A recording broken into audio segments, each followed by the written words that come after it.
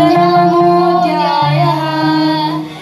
भगवानुवाच इदं तु ते गुह्यतमं प्रवक्ष्याम्यनसूयवे ज्ञानं विज्ञानसहितं यज्ञात्मा मोक्षशेषुवत्। राजविद्या राजगुह्यं पवित्रमिदमुत्तमं प्रत्यक्षावगमं धर्म्यं सुसुखं कर्तुमव्ययम्। अश्रद्धदानपुरुषः धर्मस्य परन्तप अप्राप्य मां निवर्तन्ते मृत्युसंसारवर्त्मने। मया ततम् इदं सर्वं जगदव्यक्तमूर्तिना मत्स्थानि सर्वभूतानि न चाहं तेष्वस्थिता। न च मत्स्थानि भूतानि पश्य मे योगमैश्वरम् भूतभृन्न च भूतस्थो ममात्मा भूतभावना।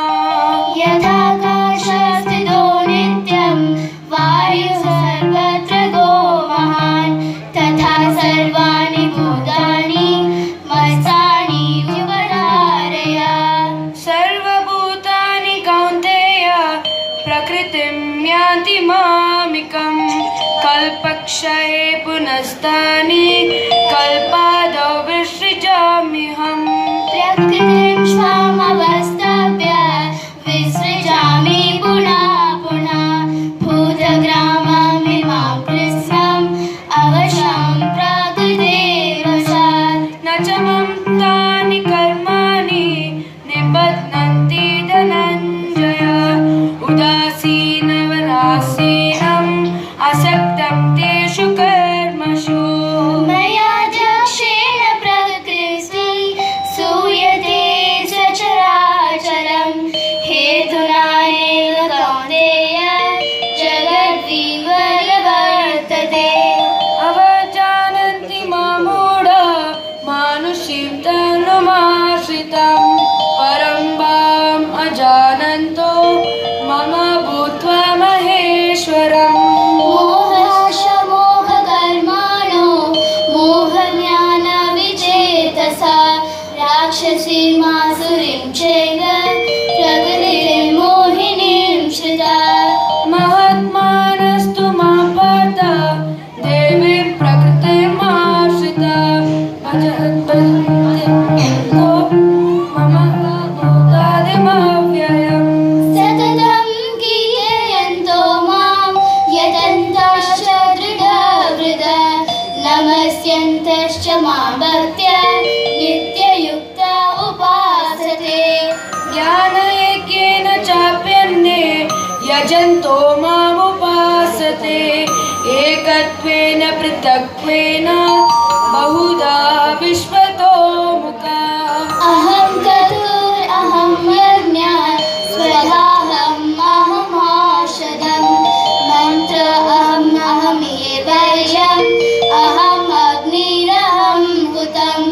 पितामहस्य जगतः माता दाता पितामहः वेद्यं पवित्रमोङ्कार ऋक्सामयजुरेव च। गतिर्भरात्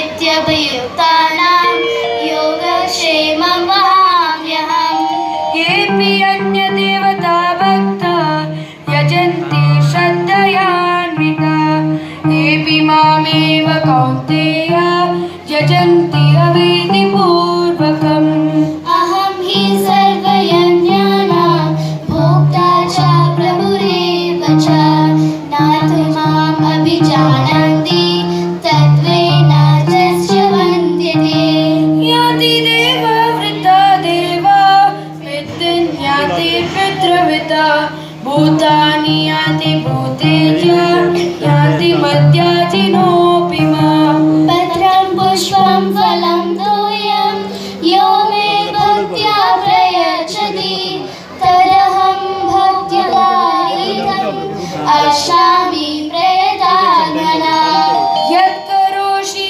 यदश्नासि यज्जुहोषि ददासि यत्यपस्यसि कौन्तेय तत्कुरुष्व मदर्पणम् शुभाशुभफलैरेवं मोक्षसे कर्मबन्धनैः